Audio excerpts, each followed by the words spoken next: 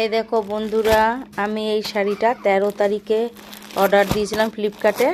আজকে 15 তারিখে চলে এসছে। চলো তোমাদের সাথে এটা খুলে শেয়ার করি।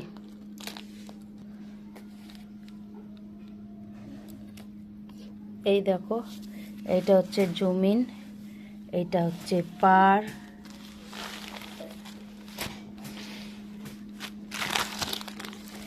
এইটা হচ্ছে আঁচল,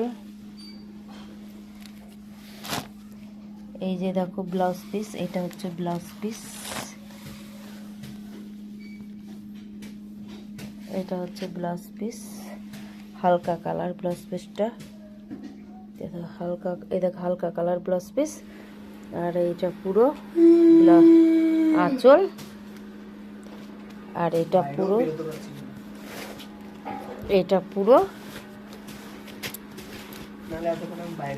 এটা পুরো জমিন, একদম ঘিয়ে কালার।